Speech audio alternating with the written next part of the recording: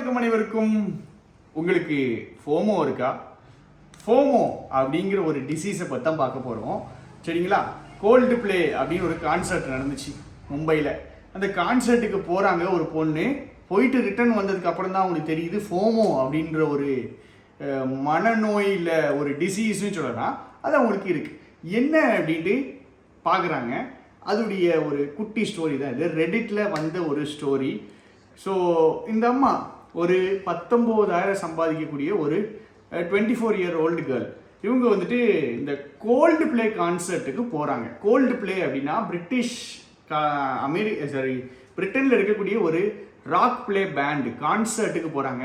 இவங்க போகிறதுக்கு காரணமே சுற்றி இருக்கிற அவ்வளோ பேரும், ஆஃபீஸில் வேலை பார்க்குறாங்க, சுற்றி இருக்கிற அவ்வளோ பேரும் வாங்க போவோம் கோல்டு பிளே அப்படி இப்படின்ட்டு ஏற்றி விட்டுறாங்க. இந்த அம்மாவும் ஐயோ போகலேன்னு நம்ம தப்பாக நினச்சிருவாங்களே, இவங்க போகிறாங்க. 4,000 ரூபா செலவழித்து போகிறாங்க. போய் பார்த்தா அங்கே இவங்க முன்னாடி இருக்கிற அமௌண்ட் பேர் கத்திக்கிட்டு இருக்கான். முன்னாடி ஒன்றுமே தெரிய மாட்டேங்குது, என்ன நடக்குதுன்னே தெரிய மாட்டேங்குது. அப்படியே கிளாஸ்ட்ரோஃபோபிக்காக ஃபீல் பண்ணுறாங்க. கிளாஸ்ட்ரோஃபோபிக்காக ஃபீல் பண்ணிவிட்டு சுற்றிலாம் பார்க்காங்க. கேர்ள்ஸ் அவ்வளோ அழகாக ட்ரெஸ் பண்ணியிருக்காங்க. அவங்க ஏஜ் இருக்கிற கேர்ள்ஸு பயங்கரமாக வந்துட்டு கையில் ஐஃபோன் என்ன, ஸ்டைலிஷான ட்ரெஸ் என்ன, நல்ல என்ஜாய் பண்ணுறது என்ன, சுற்றியெல்லாம் இவங்க பார்க்குறாங்க. இவங்களுக்கு ஒரு மாதிரி ஒரு ஃபீலிங் வருது. ஐயோ அப்படிங்கிற மாதிரி ஒரு ஃபீலிங் வருது. இவங்களுக்கு நடந்த ஒரு விஷயம் என்ன அப்படின்னா, இட் இஸ் கால்ட் கன்ஸ்பிக்வஸ் சோஷியாலிட்டி. கன்ஸ்பிக்வஸ் சோஷியாலிட்டி அப்படின்னா என்ன அர்த்தம்? சொசைட்டியில் ஒரு இடத்துல போயிட்டாங்கன்னா எல்லாரும் என்ன பண்ண ஆரம்பிச்சிடுறாங்க, தங்களை ஷோ ஆஃப் பண்ண ஆரம்பிச்சிடுறாங்க. என்கிட்ட எவ்வளோ பெரிய ஃபோன் இருக்குது, நான் எவ்வளோ அழகாக இருக்கேன், நான் என்ன படிச்சிருக்கேன், நான் எவ்வளோ ஸ்டைலாக இருக்கேன்னு ஷோ ஆஃப் பண்ணுறாங்க. ஸோ இந்த கன்ஸ்பிக்வஸ் சோஷியாலிட்டி, கன்ஸ்பிக்வஸ்னு வெளிப்படையாக தெரியக்கூடிய ஒரு சோஷியாலிட்டி அவங்கள பாதிக்குது. ஐயோ இப்படிலாம் இவங்க வாழ்கிறாங்களே அப்படி இப்படின்னு பயப்படுறாங்க. நம்ம வாழ்க்கையில் ஏதோ மிஸ் பண்ணிடுறோமோன்னே மனசு குத்திக்கிட்டே இருக்குது. வீட்டுக்கு வந்து உட்காந்து அழுகுறாங்க. கோல்டு பிளே கான்சர்ட்டுக்கு போய் 4,000 ரூபா செலவழிச்சிட்டு வீட்டுக்கு வந்து ஏண்டா போகணும்னு உட்காந்து அழுகுறாங்க.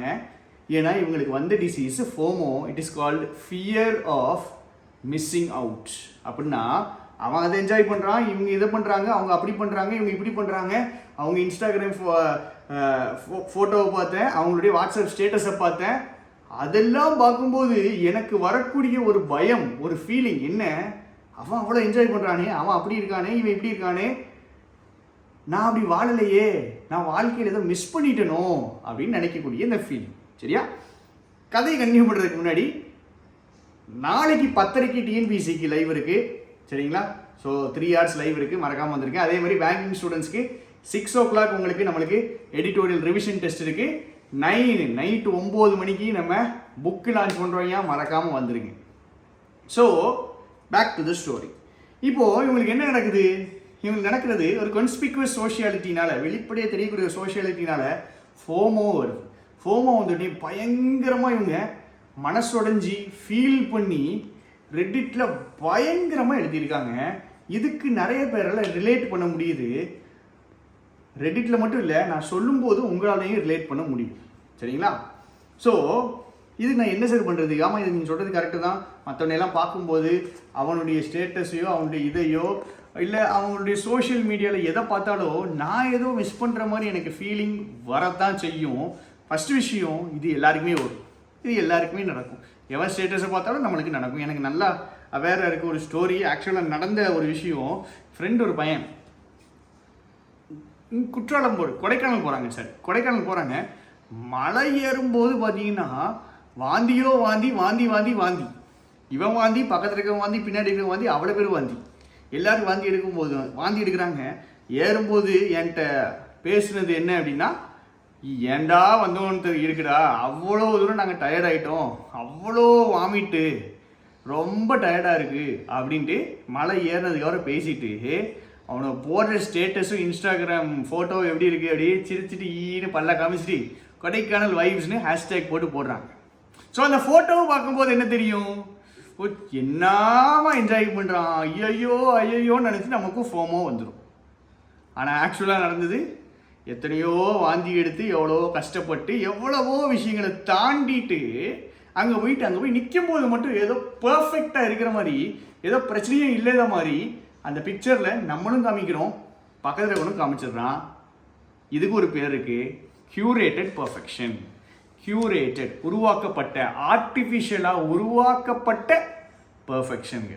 இதை நம்பாதீங்க சரிங்களா. கான்ஸ்பிகுவஸ் சோஷியாலிட்டி அப்படின்னு ஒன்று இருக்குது, கியூரேட்டட் பர்ஃபெக்ஷன் அப்படிங்கிறது ஒன்று இருக்குது. அவங்க பிக்சர்ஸ்லையும் இமேஜஸ்லையும் காமிக்கிறது தான் அவங்க லைஃப் அப்படிங்கிறது கிடையாது சரியா. எல்லாருக்குமே இந்த பிரச்சனை இருக்கும், உங்களுக்கும் இருக்கும், எனக்கும் இருக்கும், எல்லாருக்குமே பிரச்சனை இருக்கும். ஒரு ரீசெண்டாக வந்த ஒரு ஆர்டிக்கல் இந்த ஃபோமோ வச்சு இவங்க கதையெல்லாம் சேர்த்து வச்சு. ஸோ இதுக்கான சொல்யூஷன் என்னது? ஃபஸ்ட்டு விஷயம் அக்செப்ட் பண்ணிக்கோங்க. ஆமாம், எனக்கு ஃபோமோ இருக்குது, எனக்கு இந்த மாதிரிலாம் நடக்கும் அப்படிங்கிறத அக்செப்ட் பண்ணிக்கோங்க. சோஷியல் மீடியாவை பார்த்து ப்ராப்பராக யூஸ் பண்ணுங்கள். பவுண்ட்ரி செட் பண்ணிக்கிறீங்க. சோஷியல் மீடியாவில் நான் இவ்வளோ தான் யூஸ் பண்ணுவேன், இப்படி தான் பண்ணுவேன், இதுதான் இவ்வளோ தான் என்னுடைய விஷயங்கள் அப்படிங்கிறத ஒரு பவுண்ட்ரிஸ் வச்சுக்கோங்க. ரொம்ப முக்கியமான விஷயம். ஷேர் பண்ணுங்கள், மற்றவங்கள்ட்ட சொல்லுங்கள். எனக்கு ஃபீலிங்ஸ் ஆஃப் இன்அடிக்குவசி, என்னால் முடியுமா, நடக்குமா, இது வருமா, செல்லுமா, அவன் அப்படி இருக்கான், இவன் இப்படி இருக்கான். என் ஏஜ் இருக்கிற எல்லாருக்கும் அவங்கவுங்களுக்கு அது எது நடந்துட்டு இருக்குது, என் லைஃப் மட்டும் பாஸ் ஆகி இந்த இடத்துல இப்படியே நின்றுட்டுருக்கு அப்படின்ட்டு யோசிக்கிற எல்லாருக்குமே ஃபோமோ அட்டாக் பண்ணத்தான் சரிங்களா. எல்லாருடைய டைம் டேபிள் வேறங்க. அவனுக்கு நடந்த மாதிரி எனக்கு நடக்கணும்னு நினைக்காதீங்க. உங்களுடைய ரேஸ் வேறு, உங்களுடைய டைம் டேபிள் வேறு. உங்களுக்கு வேறு காலகட்டத்தில் அது நடக்கும், அவனுக்கு முன்னாடி இருக்கிற காலகட்டத்தில் நடந்திருக்கும். அவ்வளோதான் டிஃப்ரெண்ட். ஃபோமோனால் உட்காந்துடாதீங்க, ஃபோமோ உங்களை அட்டாக் பண்ண விடாதீங்க. இவ்வளோ தான் சொல்லணும்னு நினச்சேன். நாளைக்கு கிளாஸுக்கு மறக்காமல் வந்துடுங்க. Thank you, tata, bye bye, C.